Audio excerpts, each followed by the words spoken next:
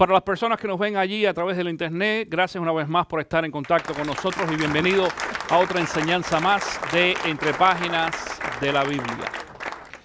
El título de la enseñanza del día de hoy es Con temor y temblor, una frase distorsionada. Con temor y temblor, una frase distorsionada.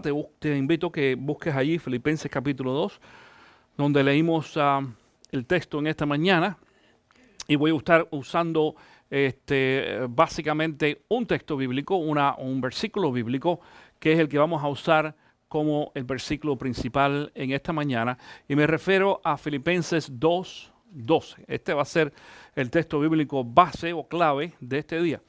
Toda la enseñanza la vamos a enfocar en un solo versículo, aunque vamos a analizar también el contexto para poder enseñar lo que queremos enseñar en este día. Acuérdense de que en las últimas 2 semanas yo he estado enseñando acerca de la importancia de la salvación y de la seguridad de la salvación. La pregunta también en esta mañana es: ¿por qué, pastor, tú has seguido insistiendo esto? Bueno, este es un tema que desafortunadamente no se puede ver simplemente tan fácil en cuestión de unos minutos o una sola enseñanza. Yo pudiera estar inclusive hablando sobre este tema por muchas semanas más, pero pues por limitación del tiempo lo estoy haciendo en parte, y hoy esta es la tercera parte de la cual vamos a hablar sobre este tema. Yo como pastor estoy grandemente interesado en que tú seas o que tú estés seguro de tu salvación. Ese es el interés mío como pastor. Y déjame decirte algo bien interesante. La salvación es el tema más importante de un cristiano. Jesús no vino, atención con esto, Jesús no vino a otra cosa de este mundo que a salvarnos. Él mismo lo dijo. Vino a salvarnos. Pastor, pero también a bendecirnos. No. Mira, es un paquete que viene con otras cosas añadidas, pero el propósito principal por el cual Jesús vino al mundo fue para salvarnos. Este es el enfoque y la idea central inclusive de este texto bíblico en Filipenses capítulo 2. El capítulo 2 de Filipenses es mi texto bíblico favorito. En algunas ocasiones cuando yo leo esos primeros versículos que nosotros leímos en esta mañana, inclusive me toca sentimentalmente. En muchas ocasiones he estado leyendo el texto bíblico y he llegado a quebrantarme al leer y darme cuenta del sacrificio que hizo Cristo, al menos por mí. Yo no sé por ti. Yo lo estoy tomando personalmente, por mí. Porque cuando uno lee ese texto bíblico debe tener en cuenta que Jesús hizo eso por mí. Jesús vino a salvarme a mí. Cuando tú lo analices tú personalmente, piensa que Jesús vino a salvarte a ti. ¿Ok?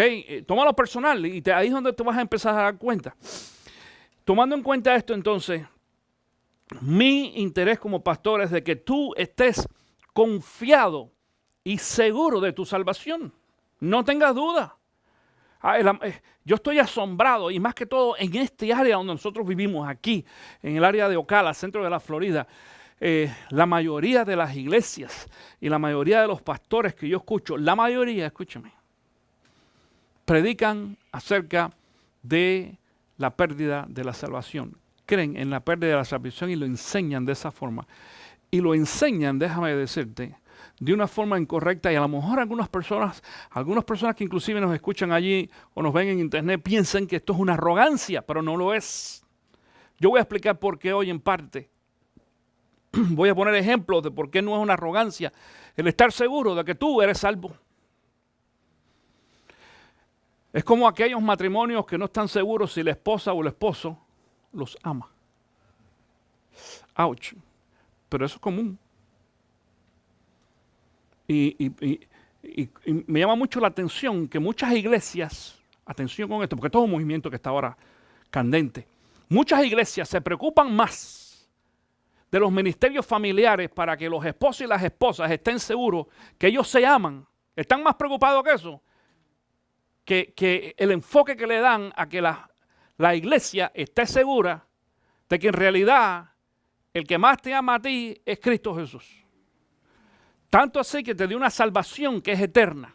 Así lo dice la Biblia. Jesús dice: yo he venido para dar vida y vida en abundancia y vida eterna.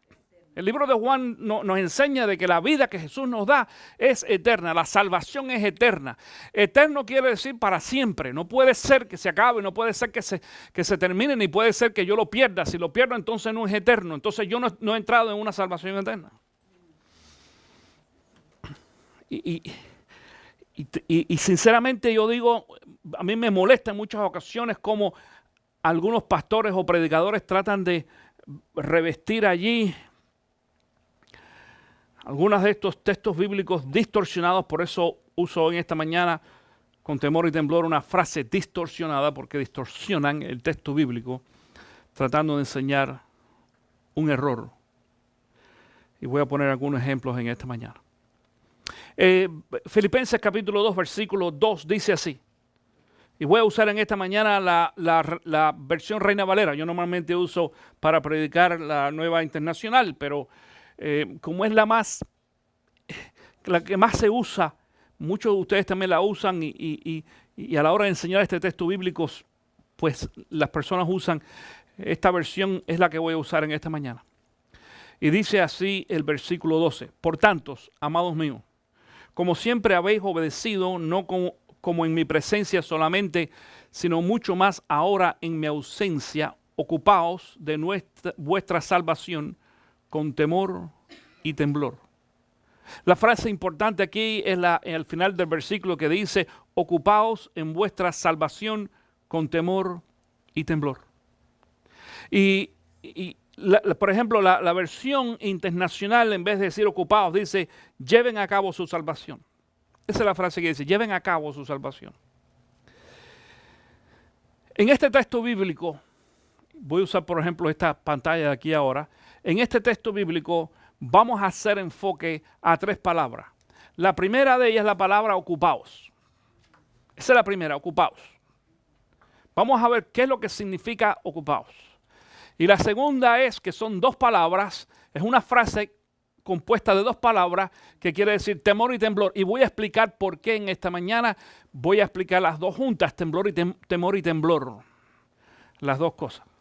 Así que esas son las 2 que vamos a estar utilizando y eso es lo que vamos a explicar. Si nosotros podemos explicar estas 3 palabras y descifrarlas correctamente, entonces vamos a entender el significado del texto bíblico. Así que vamos a concentrarnos en esa primera que es ocupaos, la palabra ocupaos. Yo no voy a hacer la explicación completa en este día de la traducción del griego, porque este texto originalmente se escribió en griego. Y voy a poner la palabra porque ustedes al fin de cuentas ni se van a acordar, se van para la casa, toman notas y eso no les va, lo más bien los va a confundir. Pero lo que sí quiero decirles es que en el idioma original en griego, la palabra que Pablo utiliza para que aparece aquí como ocupaos y que en la Nueva Internacional aparece como lleven a cabo, es la palabra que se utiliza para hacer ejercicio físico. Ejerciten, pongan en práctica, dice, su salvación.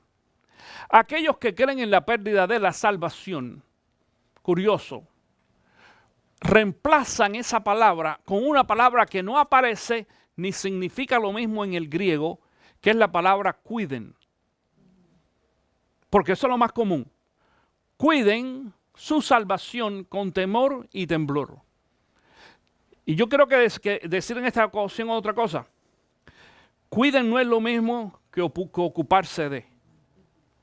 Otra palabra que también utilizan, sobre todo los pentecostales en este texto, es preocuparse. Y en español, preocuparse y ocuparse no es lo mismo. Hello, ¿está conmigo? No lo es. Ocuparse y preocuparse no es lo mismo. Suenan parecido, pero no tienen el mismo significado.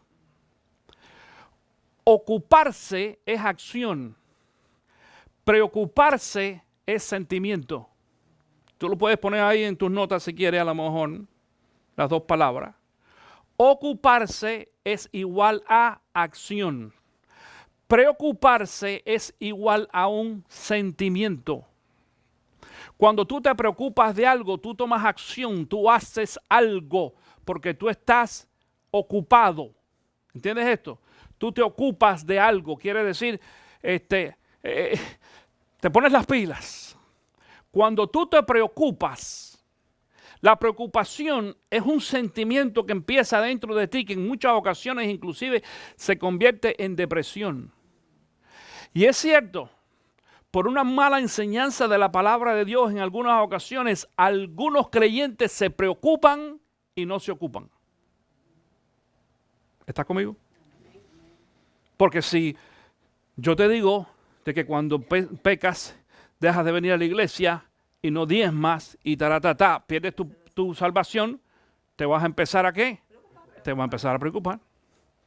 Y empiezas a sentir allí un sentimiento que hay veces que no te deja vivir.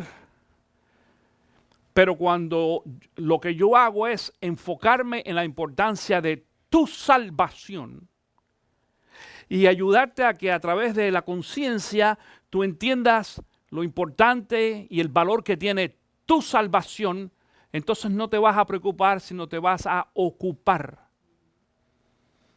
Y vas a empezar a aprender entonces a desarrollar y vivir en realidad tu salvación. De eso vamos a hablar en este día. Quiero decir también que la salvación no es la salvación del cuerpo, sino la salvación del alma, del espíritu. No es del cuerpo. Digo que no es del cuerpo porque ahorita voy a poner un ejemplo de un texto bíblico que también se confunde con esto. ¿Cómo nos damos cuenta de que esta palabra ocupaos, que dije que en el idioma original en griego es la palabra que se utiliza para ejercitar algo? Y nosotros, por ejemplo, cuando hablamos de ejercitar, podemos ejercitar muchas cosas. Pero ¿qué es lo más común que nosotros ejercitamos? El cuerpo. Aquí en este grupo, Quique, yo creo que es el que mejor se ve. El otro día estábamos en la reunión de hombres y hablábamos de eso. Yo no ejercito mucho. Yo ejercito la boca. Claro, pero mira Quique cómo está, y es mayor que yo. Y Quique tiene ahí la imagen de un teenager en algunas ocasiones, porque se ve bien, delgado, fuertecito. Claro. Hace pesa y se hace así y dice, wow. Se cuida, claro, se cuida. Y todos deberíamos hacerlo igual. Y hay algunos que están mejores que otros. William se mantiene bien, qué bueno. Yo estoy gordo. Luis. ¿Cómo? You follow me, ok. No, pero you're looking good. Te ves bien. Pero algunos de nosotros, y yo no lo digo con resentimiento, no vayas a pensar, tú sabes, a un gustazo, un trancazo. ¿Se acuerdan de esa frase que yo dije hace días? Yo disfruto mucho la comida, quizás es una de las cosas que más disfruto. Claro, debería hacer más ejercicio. Y hoy hablaba, Raquel me decía, pastor, ¿necesitas bajar unas libritas? Digo, es cierto, que sí, ¿cómo que no? Y yo estoy consciente de eso. Pero el hacer ejercicio físico y cuidarnos físicamente, nos vamos a dar cuenta, mi querido hermano, cuando uno hace ejercicio y cuando uno está, y tú lo sabes bien, no importa si sea hombre o mujer, cuando tú estás bien físicamente, número uno, ¿qué es lo primero que sucede? Te sientes mejor. Tú sabes, fíjate, aún emocionalmente te sientes mejor. Y empiezas a decir, wow. Y segundo, ¿qué sucede también cuando tú haces ejercicio físico? ¿Eres más ágil? Claro que sí. Mira, si yo de pronto le digo a la gente, hermano, ayúdame aquí, que hay que levantar unas cajas o quién sabe qué, y mover algo. El que hace ejercicio y el que está, viene, agarra aquello, lo hace así con una facilidad, ¿verdad? Pero de pronto vengo yo a lo mejor y digo, ¡uff! Y la rodilla y la espalda y quién sabe qué, y uno dice, ¡ah! ¿Por qué es? Porque no hemos estado ejercitando el cuerpo físico. Y déjame decirle, mi querido hermano, desgraciadamente, es decir, y nosotros nos damos cuenta, aquellos que ya hemos pasado algunos añitos como yo recuerdo cuando yo cumplí 40 años, empezaron ahí algunos achaques, y lo primero fue la vista. Empecé a usar los lentes bifocales. Anteriormente no. Yo he contado eso aquí, que fui al doctor y como 6 meses antes y me dijo, vas a necesitar bifocales. No, yo no. No, está bien. Y así me hizo el examen y me dijo, te veo en 6 meses. Digo, ¿cómo que 6 meses, doctor? 2 años por lo menos, ¿para qué? No me dijo nada, yo me fui. A los 6 meses yo no veía ni de cerca ni de lejos, con los mismos lentes. Y tuve que regresar a mi doctor. Eso fue allá en el sur de la Florida. Y me acuerdo que se rió porque te dije que tú ibas a regresar en 6 meses. Porque me preguntó la edad. Yo no sé. Increíble. Después de los 40 ya la vista como que nos empieza a fallar. Y después de los 50, otras cosas más. Y ya aparecen ahí de acuerdo. Yo sé que ustedes se están riendo, claro, porque aparecen las pastillitas, ¿verdad? Que tenemos ahora en el counter que antes no teníamos. Y no es necesariamente la azulita ni nada por el estilo, otra. Y que si esto, y que si lo otro, y que si... Y aquellos de ustedes que no han llegado a esa edad, ya te vas a dar cuenta. Bueno, tranquila. Ya llegarás de como quiera que seas. Entonces, el ejercicio es importante. Yo creo que tú entiendas esto, hermano mío.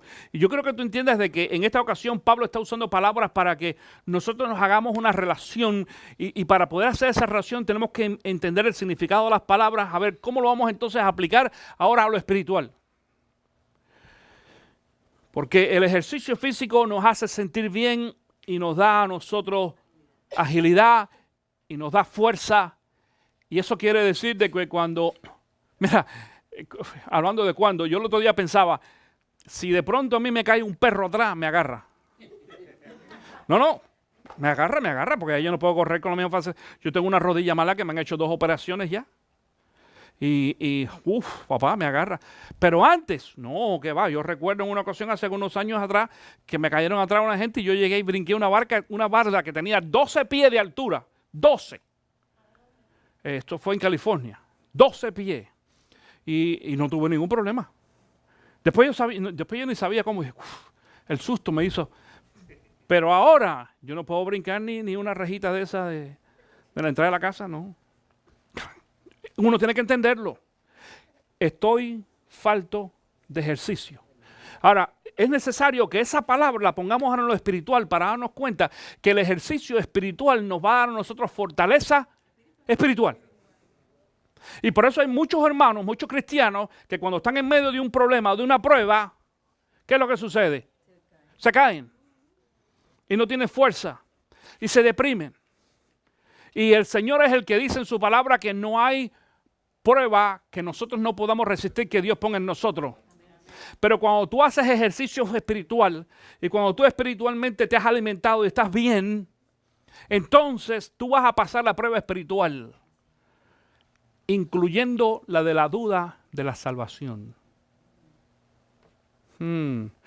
Curioso, el mismo que escribe este texto bíblico, que es el apóstol Pablo, en otra ocasión dice que el ejercicio físico es importante, ¿te acuerdas de eso?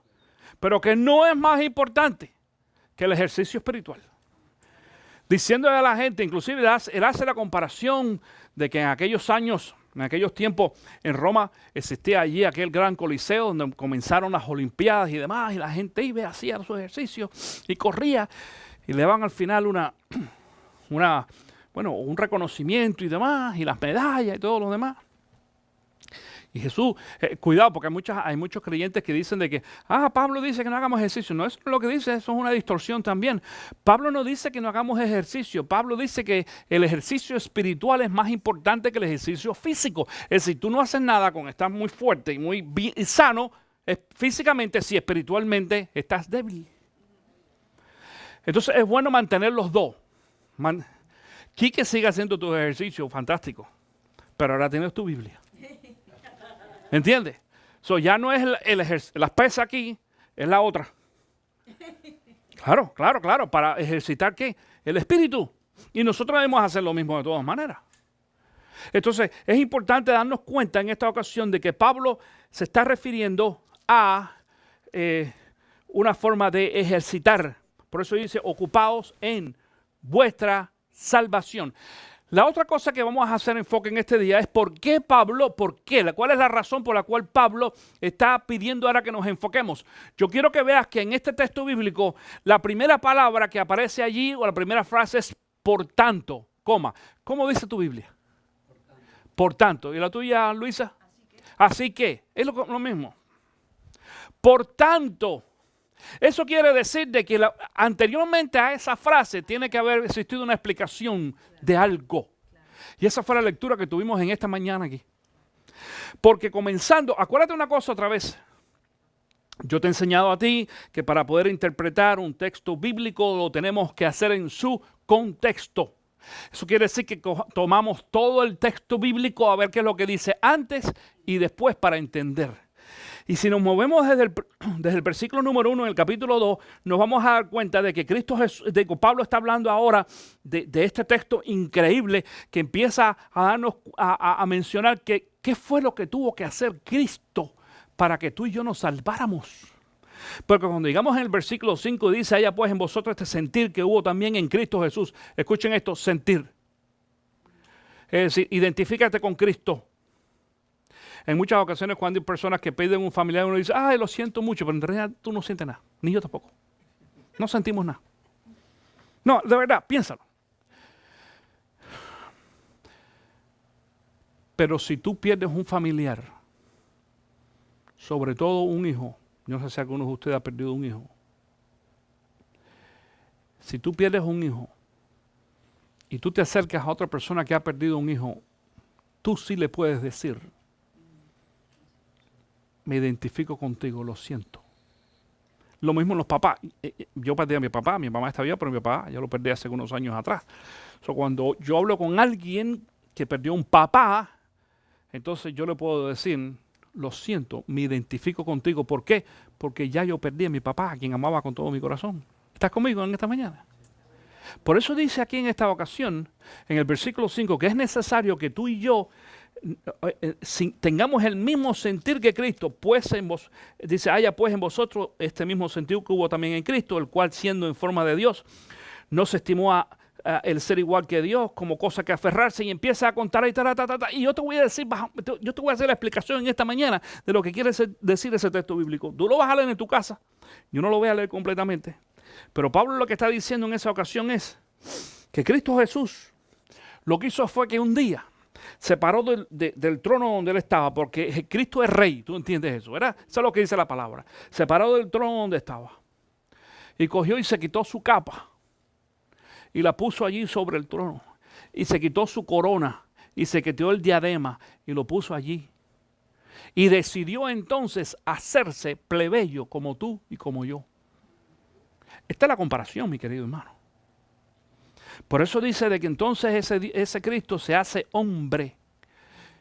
Dice, y muere en la cruz. Y dice, inclusive, que ese es uno de los textos que más me toca, y dice, y muerte de cruz. Y muerte de cruz. Es decir, Cristo renuncia a todos sus beneficios. Cristo inclusive renuncia también a sus atributos como Dios en ese momento. Para hacerse hombre, vino desde niño pequeño, desde bebito, y si tú conoces la historia bíblica, te vas a dar cuenta el sufrimiento que aún dentro del carácter humano Cristo tuvo para poder salvarnos a nosotros. Viene, nos salva, y encima de eso, dice que muerte y muerte de cruz. Por eso es que entonces el versículo 2 empieza, por tanto, amados míos, en base a eso, y tú te vas a dar cuenta que lo que estamos leyendo, mi querido hermano, hasta este momento no habla absolutamente nada acerca de la pérdida de la salvación. Todo lo contrario, de que Cristo Jesús dio su vida por ti para que tú seas salvo y que estés seguro de lo que tú eres y quién tú eres en estos momentos. Y no es la pérdida de la salvación. Dice, por tanto, amados míos, y empieza entonces a pedirle ahí, hey, ejerciten su salvación. ¿Saben por qué? Porque la salvación nuestra es una salvación que le costó la vida a Cristo Jesús. La importancia de la salvación de Cristo es lo que nos lleva a nosotros a poner en práctica o en ejercicio, ejercitar nuestra salvación entonces. Eso es lo que hace. Y eso es lo que está el apóstol Pablo tratando allí de enfocar en esta mañana. Esta es la primera palabra. La segunda palabra son estas dos de que dice temor y temblor. Ahora, las voy a combinar las dos, temor y temblor, porque lo que mucha gente no sabe es de que dentro aún del pueblo judío al cual el apóstol Pablo le estaba hablando en esa ocasión, con descendencia o mezcla de griego, de la cultura griega. Esta era una frase que era muy común entre la gente. Así decían, con temor y temblor. No quiere decir de que hay dos significados diferentes. Ahora, tú puedes buscar, escucha esto, tú puedes buscar en esta mañana darle el significado que tú quieras. Y lo vamos a hacer. Vamos a empezar de atrás para adelante. La palabra temblor, ¿qué significa? Físicamente. Es miedo, es correcto. Es miedo y es temblor físico. Mucha gente dice, estoy temblando de frío. O estoy temblando de miedo. Generalmente tú no vas a ver a alguien que tiemble de estar contento. ¿Verdad que no? No. Es decir, cuando tú estás temblando porque tú estás enfermo, tienes frío o tienes miedo, quizás. Más que todo frío. Yo soy muy friolento y he llegado a estar en unos lugares donde tiemblo y hasta los dientes tú ves que te suenan. Está bien. Entonces, ¿qué es lo que pasa? Que en esa palabra temblor le damos un significado, estaba pensando en inglés, una connotación negativa. Por lo mismo, la palabra temor lo hacemos igual. ¿Qué significa el temor? Algo malo, miedo. Entonces, la frase completa, temor y temblor, es algo negativo. ¿Sí o no? Claro que sí. Bueno, te voy a probar que estamos equivocados en este día, desgraciadamente. Curioso, nos vamos a ver lo que sucede aquí. Son varios los textos bíblicos, hoy yo no los voy a dar todos, de hecho no van a salir en las pantallas, así que yo te voy a dar cuatro textos bíblicos que tú puedes hacer tu nota allí, en tus notas, anotarlo, que hablan acerca de lo que se conoce en la Biblia como el temor de Dios o el temor al Señor. Uno de ellos es Lucas capítulo 5, versículo 26. El otro es 2 de Corintios 5, 11. 2 de Corintios 7, 1. Y Efesios 5, 21. ¿Lo anotaron todos? Lo repito, Lucas 5, 26. 2 de Corintios 5, 11. 2 de Corintios 7, 1. Y Efesios 5, 21. Quizás sean uno de los más importantes. Hay varios más. ¿Okay? Efesios 5, 21. Efesios 5, 21. Esos cuatro textos, más muchos más que tú puedes buscar en tu Biblia, hablan acerca del temor de Dios o el temor del Señor. Ahora, yo hoy te voy a hablar de temor versus temor. ¿Cómo es eso? Claro, porque hay dos significados de temor, mi querido hermano, y te los voy a probar con la Biblia para que te des cuenta de que cuando Pablo utiliza la palabra temor aquí y la palabra temblor, porque es una frase, pero vamos a usar la palabra temor en esta ocasión, no lo está usando en una forma negativa, sino todo lo contrario. Mira lo que dice, por ejemplo, el texto bíblico de Primera de Juan, capítulo 4, versículo 18. Primera de Juan 4, 18. Dice, en el amor no hay temor, sino que el perfecto amor echa fuera el temor, porque el temor lleva en sí castigo, de donde el que teme no ha sido perfeccionado en el amor. Cuando leemos este texto bíblico, podemos decir de que la palabra temor allí es positiva o negativa. Hello. ¿Es qué? No, es negativa. Es negativa. Mira lo que dice. En el amor no hay temor, sino que el perfecto amor echa fuera el temor, porque el temor lleva en sí castigo. Si lleva castigo, entonces, y tú tienes temor, ¿eso es bueno o malo? Eso es malo. Eso es malo. Entonces, mucha gente se va por aquí. Mira, pastor, lo que dice es cierto que sí. Porque tenemos que entender a qué significa con la palabra temor. Escucha esto. Si tú tienes este tipo de temor, entonces estás en rojo, en la parte negativa. Si tú tienes temor de este tipo, es decir, el temor del miedo, el temor del no saber qué va a pasar contigo. Como mucha gente, déjame decirles, si ustedes no saben esto, mi querido hermano, menos del 30% entre los cristianos evangélicos, menos del 30% de los cristianos evangélicos que se les preguntan si están seguros de la salvación, menos del 30% dicen que sí están seguros. La mayoría dicen, no lo sé, no estoy seguro. Tal vez, a lo mejor. Y muchos de los que dicen que sí, que están seguros por su salvación, si tú le preguntas por qué, te dicen porque son gente buena y porque van a la iglesia, o porque sus papás o sus familiares son cristianos. También es una equivocación. Ahora mira el otro versículo en el libro de Levíticos, capítulo 19, versículo 3. Dice, cada uno temerá a su madre y a su padre, y mis días de reposo guardaréis. La palabra allí, temer, porque esto es un versículo neutro, ¿es bueno o malo? ¿Es negativo o positivo? ¿Es qué? Bien interesante, bien interesante. Claro, yo lo estoy poniendo en mis notas aquí, pongo, eso quiere decir reverencia y respeto. Cuando este texto bíblico dice de que cada uno de nosotros debemos respetar a nuestra mamá y nuestro papá, y los niños también, esto para los niños, los jóvenes, respect mom and dad. Eso es lo que dice la Biblia, respeto. Cuando dice, pero aquí usa la palabra ¿cuál? ¿Qué palabra usa? Temer, temer, temer. Dice, cada uno temerá. Entonces, la palabra temor, cuidadosamente usada, no quiere decir siempre miedo. No quiere decir miedo.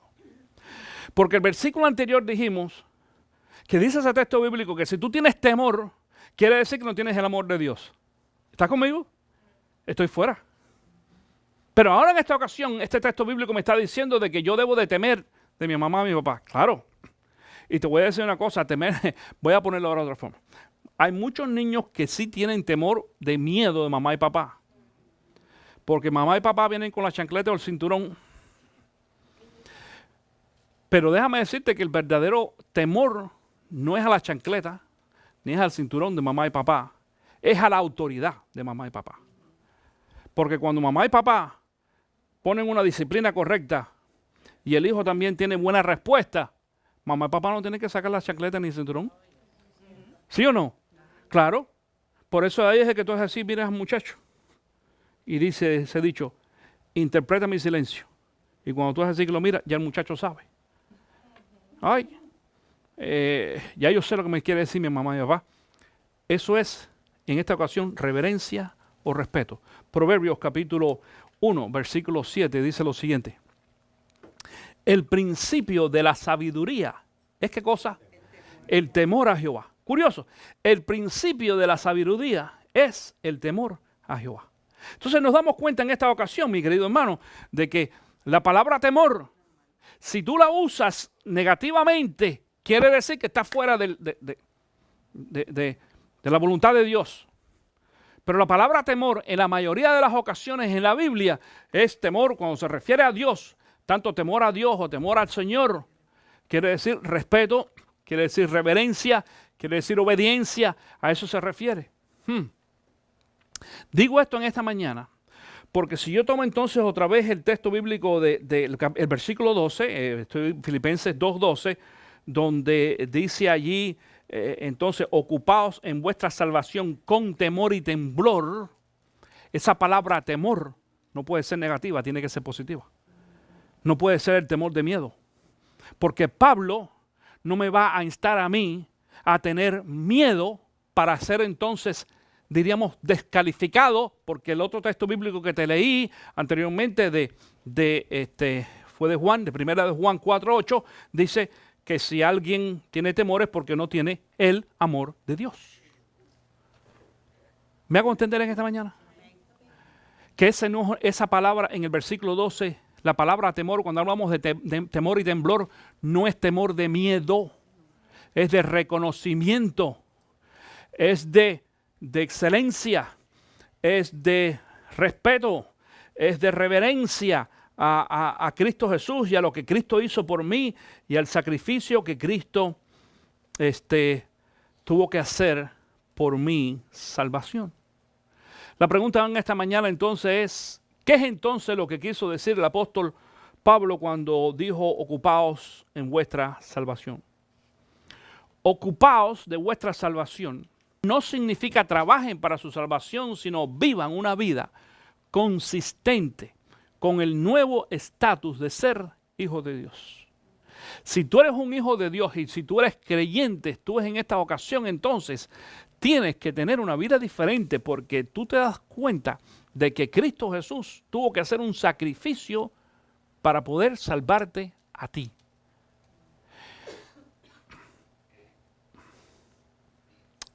Aquellos de ustedes que usan quizás alguna Biblia, ¿tienen subtítulos en español? Sí. Subtítulos en medio. En el versículo 12, ¿hay algún subtítulo en tu Biblia? ¿Qué dice? Exhortación a la obediencia. Exhortación a la obediencia. William, ¿tú tienes uno también, dijiste? Luminares en el mundo. Luminares en el mundo. ¡Wow! ¡Qué interesante! Esa es la Reina Valera, ¿verdad? Reina Valera. Claro, dice luminares. ¿Por qué? Porque ahora lo que está Pablo haciendo es, después de haber explicado la importancia de la salvación de Cristo y todo lo que tuvo que hacer Cristo para poder salvarte, entonces el enfoque ahora no es perder la salvación, mi querido hermano. Es el enseñarnos a nosotros los creyentes, los que hemos sido realmente salvos y escogidos por Cristo Jesús, que vivamos una vida digna de un creyente, de un cristiano. Eso no quiere decir que nosotros vivamos sin pecado, eso no es posible. El ser humano siempre va a ser pecador. Lo que pasa es que nosotros no vamos a vivir la vida que vivíamos antes.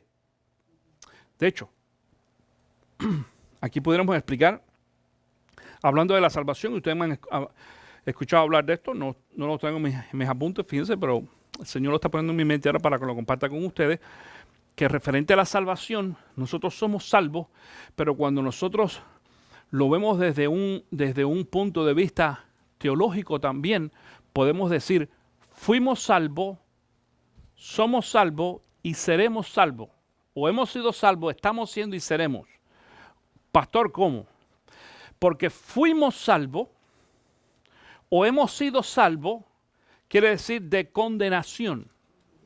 Eso es salvación. Estamos siendo salvos.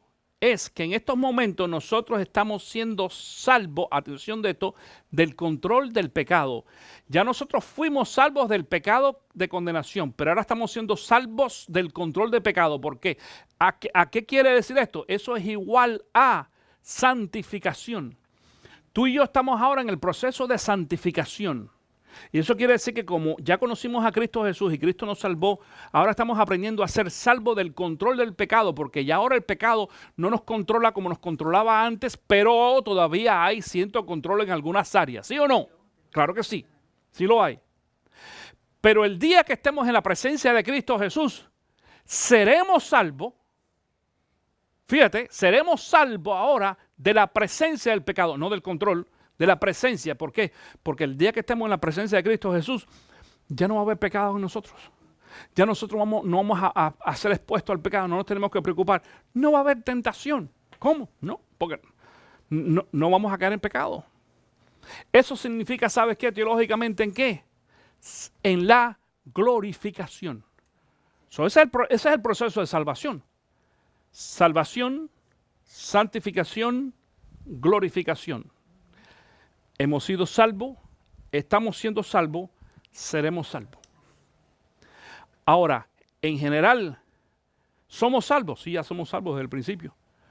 Porque la salvación cuenta en base a la condenación que nosotros ya no tenemos porque Cristo Jesús pagó por nuestros pecados en la cruz del Calvario. Eso es lo que quiere decir. Y yo quiero que tú en esta mañana salgas de aquí con esto en tu mente y que tú estés seguro de que tú, mi querido hermano, tienes salvación eterna. La pregunta en esta mañana también, otra pregunta es, entonces, ¿cómo comenzó todo esto? Bueno, podemos dar mucha explicación de cómo comenzó todo este enredo de la pérdida de la salvación. Pero yo te quiero decir de que la iglesia primitiva, no solamente la bíblica, sino los primeros años o siglos de la iglesia, no vemos ese problema en la historia. Cuando vemos en la historia allí de la iglesia, no vemos ese problema en esa lucha de que si la salvación se perdió o no. La gente sabía de que la salvación era eterna y punto, nada más. En el mundo hispano, yo no quiero que ninguno de ustedes se ofenda por esto que yo voy a decir y aquellas personas que nos están viendo allí en internet tampoco, porque yo sé que nos están escuchando muchos hermanos que son de Puerto Rico y yo quiero decir, si tú me estás escuchando, que esta congregación, aproximadamente el 60-70% de esta congregación es puertorriqueña. La mayoría son puertorriqueños. Pero en los años 60 hubo un predicador al cual tú conoces que se llama Gigi Ávila. Tú te recuerdas de Gigi Ávila. Y le damos crédito por el trabajo evangelístico que hizo. Pero el trabajo de carácter teológico de Gigi Ávila fue extremadamente pobre. Me perdonan, extremadamente pobre. Gigi se hace famoso en realidad de un día a otro porque en realidad él era un físico-culturista. Llegó a ser Mr. América en una ocasión. Y de pronto, viendo un programa de Oral Roberts, que era pentecostal, murió también, y está en la Universidad de Oral Roberts en Oklahoma, pues él se convierte al evangelio, se hace cristiano y empieza a predicar. Eso no es ningún problema, qué bueno, fantástico. Ojalá muchos más pudieran hacer eso. El problema con Gigi es que Gigi no tiene, o nunca tuvo, no tuvo, porque ya también pasó a la presencia del Señor hace un par de años atrás. Gigi no tenía educación teológica. Es curioso porque él fue a una universidad. De hecho, cuando estaba en los ejercicios, iba creo que era la Universidad Politécnica de Puerto Rico, algo así, y tenía algún tipo de grado o nivel educacional secular. Pero Gigi nunca tuvo una preparación teológica formal. Y entonces él predicaba, se dedicó a predicar y a predicar y a predicar, empezó a crecer. Aquello lo hizo muy famoso y empezó a ir no solamente a Puerto Rico, sino a muchos lugares, llenaba los estadios y demás, a predicar la palabra de la forma que él lo entendía y lo veía. Yo, a propósito, haciendo todo esto, es decir, preparando esta enseñanza, me puse a ver allí en el internet, algunos en Facebook, en YouTube, algunos de sus mensajes. Hay uno específicamente que se titula así, es una pregunta: ¿se puede perder la salvación? Tú la puedes ver para que tú veas. Si tú tienes una referencia bíblica buena, correcta, te vas a dar cuenta que Gigi dice unos errores, pero garrafales. Entre ellos dice de que la doctrina de salvo, siempre salvo, es una doctrina satánica. Él cree que viene de Satanás. Así dijo, esa es la frase, satánica. Sin embargo, esto es un principio. Salvo, siempre salvo. Claro, hay algunas personas que dicen creer en ser salvo, siempre salvo, pero llevan la vida que ellos quieran para justificar de que ellos son salvos. Eso no es cierto. Si tú realmente eres salvo, una cosa que vas a entrar, ya lo expliqué, es en el proceso de la santificación. Y tú no puedes vivir una vida así desorganizada porque te dé la gana, simple y llanamente. Tienes que tener mucho cuidado. Eso es una falsedad. Pero el principio sigue siendo real y bíblico y teológico. Salvo, siempre salvo. Una persona cuando es salva, siempre será salva. Y si no es salva, es que nunca ha sido salva. Parecía, aparentaba, lo que tú quieras decir, pero no fue salva. Y él utiliza varios textos bíblicos. Utiliza este es uno de los primeros que utiliza en esa enseñanza. Sin dar la explicación que yo te he dado hoy, porque él no la conocía. Pero usa otros textos bíblicos. Entre ellos, por ejemplo, utiliza el texto bíblico de Mateo capítulo 24, donde Jesús dice de que aquellos que lleguen hasta el final, los que perseveren, serán salvos. ¿Te acuerdas de eso? Y él dice, ve, si tú no perseveras, no te vas a salvar. Sin darse cuenta, Gigi, que ese texto bíblico no tiene nada que ver con la salvación espiritual. Jesucristo en Mateo capítulo 24 estaba hablando sobre un evento que ya sucedió. Atención con esto, ya sucedió. Porque le estaba hablando a los apóstoles y a los discípulos que le preguntaron allí que mira este gran templo que va a pasar, y Jesús le dice, ¿tú viste esto? Mira, todo esto va a ser destruido en 3 días. No va a quedar piedra sobre piedra. Ya pasó. El evento pasó y dijo entonces cuando eso ocurriera, porque entonces Jesús empieza a decir, cuando tú veas la ciudad rodeada del ejército y demás, dice, huye. Dice, no te vayas a la azotea, dice, sal corriendo. Entonces empieza a hacer toda la historia. Al final dice Jesús, en el último versículo, hablando de este tema, y entonces el que persevere hasta el final será salvo. ¿Salvo de qué? De condenación, no. De la persecución, no de condenación. Cristo no está hablando ahí de condenación ni de persecución espiritual. Está hablando de persecución física. ¿Cuándo ocurrió esto? En el año 65, cuando el ejército romano entra por primera vez a Jerusalén. No en el 70, como mucha gente piensa. Porque Josefo es el que dice después, en una de sus obras, que en el año 70, cuando Tito llega ahí a Jerusalén, todos los cristianos ya habían salido de Jerusalén y no hay en el récord histórico ni un solo cristiano que haya muerto en Jerusalén en el año 70 cuando cuando la ciudad fue destruida con fuego por los romanos. En el año 65, sí dice, de que la historia secular, de que el ejército romano rodeó toda la ciudad. Y entró allí uno de sus grandes generales y la sitió. Y los cristianos se acordaron de lo que está escrito en Mateo 24. Que en aquel tiempo no era Mateo 24 porque la Biblia no existía el libro de Mateo, no estaba escrito el texto bíblico. Pero se recordaron de lo que Cristo dijo. Cuando Cristo dijo, cuando veáis la ciudad sitiada, como dice el puertorriqueño, huye. Vámonos a huir, ¿verdad? A huir. Vámonos. Y eso fue lo que hicieron. Entonces no tiene que ver con la salvación de pecado, de condenación. Es como que yo te diga ahora, si vas a cruzar la calle y ves que vienen carros, corre. Si tú corres, te vas a salvar, vas a llegar al próximo lado. Pero si te paras en medio de la calle, el primer carro que pasa te va a pasar por encima, mi querido hermano. Entonces, tú serás salvo espiritualmente, pero te va a matar el carro de todas maneras. Y vamos a tener que hacer el funeral. ¿Estás conmigo en esta mañana lo que estoy tratando de explicar? Mateo, versículo 24, no está hablando de salvarse de pecado y de condenación. Está hablando de salvarse de una persecución física que existía en esa ocasión. Pero en ese mensaje que está en YouTube, desgraciadamente Gigi Ávila lo utiliza así, ese y varios más. Él dice también, hace una relación que yo me reí muchísimo. Él dice que Dios fue el inventor de la escritura, es cierto. Dios fue quien inventó el principio de escribir las cosas. Pero que también Dios fue el inventor de la coma, de borrar. Mírenlo para que lo vean. Así dice él, mírenlo en el link. Dice, Dios fue el inventor de la coma de borrar. Y como Dios puede borrar, entonces Él le dio la facultad a nosotros, es decir, como Dios nos dio a nosotros, entonces le permitió al hombre encontrar también o descubrir la goma de borrar para borrar. Eso quiere decir de que Dios también puede borrar.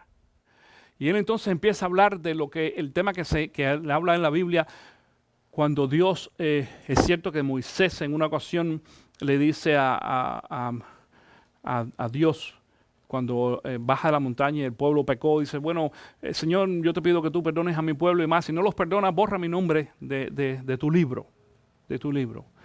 Y Dios dice, todo el que peque será borrado del libro de la vida. Esta es la frase. En esta mañana yo no voy a hablar de ese tema. ¿Ok? No te voy a decir cuándo para que vengas. Porque voy a hablar de ese tema. ¿Qué significa ser borrado del libro de la vida de Dios? Te los tengo que explicar y te vas a sorprender. Pero no tiene absolutamente nada que ver con perder la salvación. Y te lo voy a explicar con varios textos bíblicos, como lo he estado haciendo también en esta mañana. Entonces nos vamos a dar cuenta de que esa palabra que estuvimos utilizando ahí, esas dos palabras de temor y temblor, no significa simplemente temor porque yo tenga que vivir en miedo, sino que voy a preocuparme por mi salvación, la voy a poner en práctica y voy a vivir cada día como un cristiano salvo, no como un cristiano carnal, no como un cristiano que no conoce a Cristo Jesús y que vive en pecado y que da malos ejemplos y que mucha gente después no quiere ni venir a la iglesia ni ser cristiano porque está viendo que otros que dicen que ser cristianos en realidad no lo son. Porque mira, mi querido hermano, no lo son. Ya te lo he tratado de explicar en estas tres últimas enseñanzas, ¿verdad? De que Cristo mismo dijo en una ocasión que va a haber personas a las cuales le va a decir, nunca los conocí, nunca los conocí. Habrán ido a la iglesia, habrán hecho lo que sea, pero yo nunca los conocí. Y concluyo en esta mañana con este texto bíblico, usando ahora uno de los textos bíblicos que usó William en la enseñanza de la semana pasada, y es Romanos capítulo 8, comenzando en el versículo 35. Romanos capítulo 8, uno de los versículos extraordinarios que explican mejor la seguridad de la salvación. Y dice así, comenzando en el versículo 35. ¿Quién nos separará del amor de Cristo? ¿Tribulación o angustia o persecución o hambre o desnudez o peligro o espada? Como está escrito, por causa de ti somos muertos todo el tiempo, somos contados como ovejas de matadero.